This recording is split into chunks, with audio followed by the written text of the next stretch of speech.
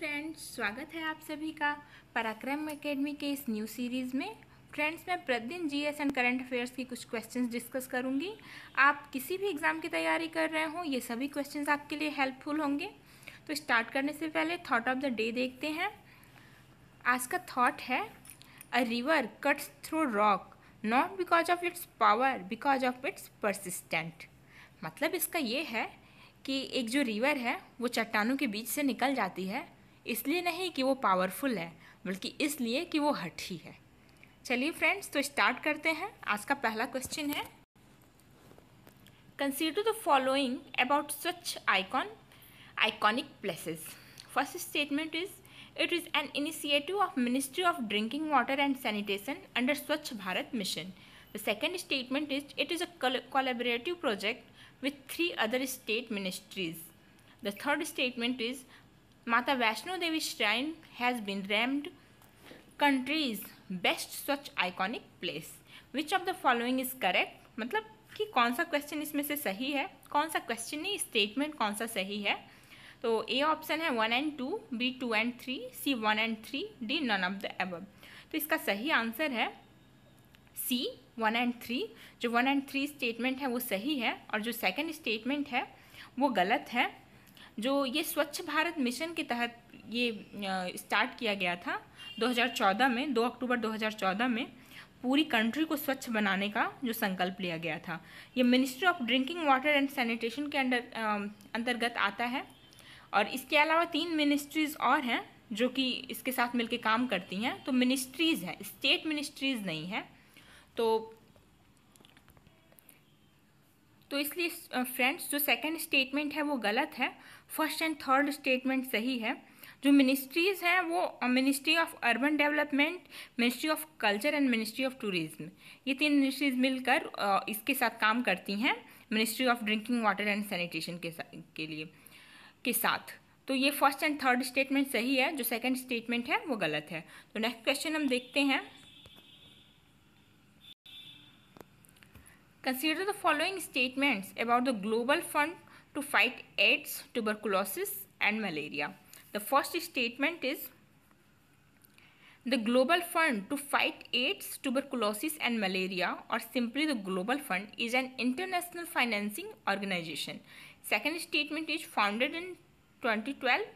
The third statement is, the organization maintains its secretariat in Geneva, Switzerland. Which of the following is incorrect? कौन सा statement इसमें incorrect है ये बताना है। ए ऑप्शन है only 1, B only 2, C 1 and 3, D all of the above।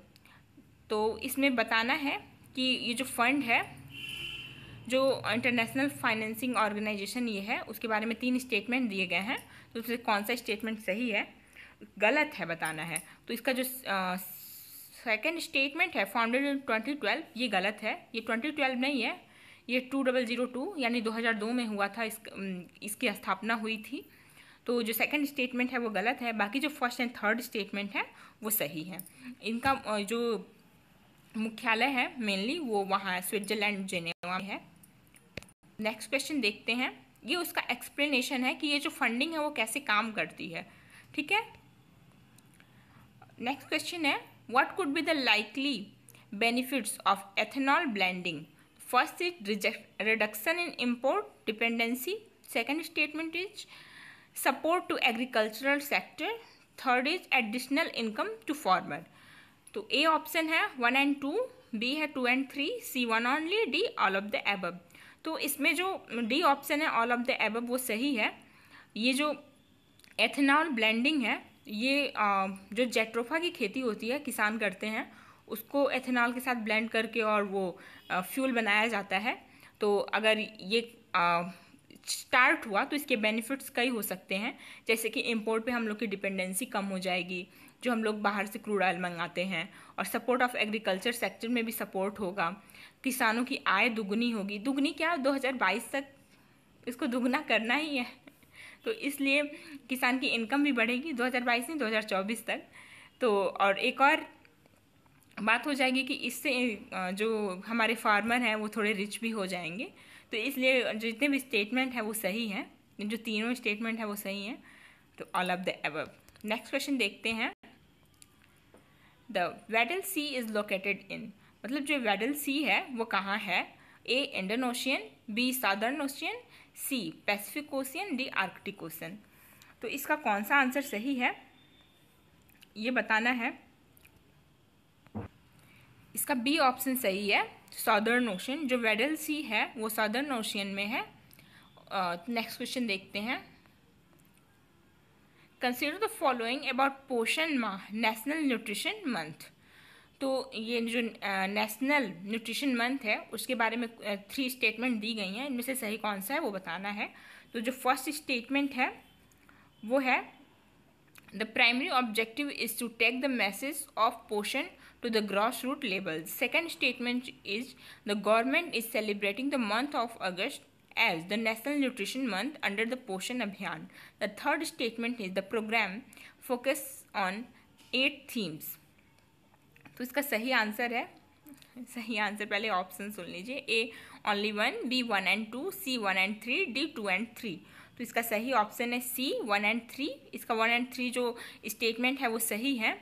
बाकी जो सेकंड स्टेटमेंट है वो गलत है, क्योंकि ये जो पोषण मंथ है वो अगस्त में नहीं सितंबर में मनाया जाता है, और 1 सितंबर से लेकर 7 सितंबर तक मनाया जाता है। इसको पोषण वीक कहते हैं। और ये women and child development, ministry of women and child development NITI Aayog के साथ मिलके इसमें ये दोनों मिनिस्ट्री काम करती हैं। तो नेक्स्ट क्वेश्चन देखते हैं। Consider the following statements with respect to Comprehensive Water Management Index. The first statement is, Index is prepared by Ministry of Environment, Forest and Climate Change. Second statement is, Gujarat tops the index in 2019. Third is, Karnataka included in index first time in 2019. Which of the following given below quotes are correct? A 1 only, B 2 only, C 2 and 3, D 1 2 3। तो हमको इसमें से बताना है कि सही कौन सा है। तो इसमें जो सेकंड है स्टेटमेंट वो बस सही है, बाकी जो 2 स्टेटमेंट हैं वो गलत हैं। तो बी ऑप्शन इसका सही है, 2 ओनली। ये जो इंडेक्स जो प्रिपेयर करता है वो ministry of environment, forest and climate change नहीं करता है, नीति आयोग ये इंडेक्स प्रिपेयर करता है। और गुजरात ने टॉप किया था, इसलिए सेकंड स्टेटमेंट सही है। और जो थर्ड स्टेटमेंट है वो गलत है, Karnataka included in index first time in 2019, ये गलत है। कर्नाटका ने पहले से ज्वाइन कर रखा था, ये नया ज्वाइन इसने नहीं किया है। इसमें गुजरात टॉप पे है, आंध्र प्रदेश, उसके बाद आंध्र प्रदेश, मध्य प्रदेश, हिमाचल प्रदेश, इन सबों के भी काफ़ी अच्छे रैंक हैं, इन्होंने काफ़ी सुधार किया है। बाकी जो उत्तर प्रदेश है वो अभी पुअर लेवल पे ही है। तो नेक्स्ट क्वेश्चन देखते हैं। Zero L standard is recently in news related to which of the following? A option है nuclear weapons, B deep sea mining, C space research, D agriculture research. तो zero एल्ड standard किसके लिए use होता है? तो ये न्यूक्लियर वेपन के लिए यूज होता है, जो कि हमें न्यूज़ में काफ़ी दिखाई देता है। नेक्स्ट क्वेश्चन देखते हैं। With reference to Indian Ocean Rim Association for regional cooperation, consider the following statements. First statement is, it was established by recently in response to incident of piracy and accident of oil spills. The second statement is, it is an alliance meant for maritime security only. Which of the following statement given above is are correct? A 1 only, B 2 only, C both 1 and 2, D neither 1 nor 2। तो इसका जो दोनों statement है वो गलत है, इसमें only 1 लिख दिया है। ये फर्स्ट स्टेटमेंट में लिखा है हाल ही में, तो ये तुरंत का नहीं है, ये बहुत पहले का है।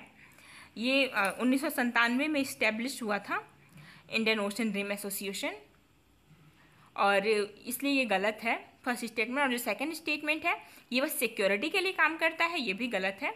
ये कई चीज़ों के लिए काम करता है। तो ये यहाँ पे कुछ पॉइंट्स दिए गए हैं, तो ये किस किस चीज़ के लिए काम करता है ये यहाँ पे बताया है। ये बस सिक्योरिटी के लिए काम नहीं करता है, ये अदर चीज़ों के लिए भी काम करता है, जैसे ट्रेड हुआ, फिशरीज हुआ, डिजास्टर हुआ, साइंस एंड टेक्नोलॉजी हुआ, टूरिज्म हुआ, जेंडर इम्प्रूवमेंट हुआ, ये बहुत सारे पॉइंट्स के लिए काम करता है। नेक्स्ट क्वेश्चन देखते हैं। Which one of the following movements has contributed to a split in the Indian National Congress resulting in emergence of moderate and extremist? A answer is Swadeshi movement, B Quit India movement, C non cooperation movement, D civil disobedience movement. तो इसमें से कौन सा option सही है? तो इसका A option सही है, स्वदेशी मूवमेंट। ये 2007 में सूरत में हुआ था, जो कि अलग हो गया था, विभाजन हो गया था कांग्रेस में, और फिर सूरत के अधिवेशन में हुआ था 1907 में, और फिर 1916 में ये फिर रियूनाइट भी हो गए थे। तो नेक्स्ट क्वेश्चन देखते हैं। In a particular region in India, the local people train the roots of living trees into rebus bridges across the streams. As the time passes, the bridge becomes stronger. These unique living root bridges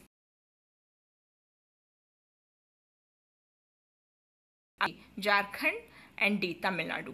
तो जो किस reason में ये living bridge हैं ये हम लोगों को बताना है कि इसमें जो आदिवासी लोग होते हैं, ट्राइबल कम्युनिटी जो है, वो स्ट्रीम्स के बीच पेड़ों से वो बना देती है ब्रिज, और जो कि समय के साथ जैसे जैसे वो पेड़ बड़े होते हैं वैसे वैसे वो ब्रिज और मजबूत होता जाता है। तो ये कहाँ पाया जाता है? तो ये मेनली मेघालय में पाया जाता है। इसका ए ऑप्शन सही है। खासी और जयंती वाले जो रीजन के लोग हैं, जो ट्राइबल्स कम्युनिटी है, वो ये ब्रिज बनाते हैं। तो फ्रेंड्स, ये कुछ क्वेश्चंस थे, आई होप आपको अच्छे लगे होंगे। तो चलिए मिलते हैं नेक्स्ट लेक्चर में या next time. Please friends, I hope कि ये सारे क्वेश्चंस आपके लिए हेल्पफुल होंगे। आप किसी भी एग्ज़ाम की प्रिपरेशन कर रहे होंगे, ये सारे क्वेश्चन आपके लिए हेल्पफुल होंगे। तो please friends, like, review and share the video. Thank you very much.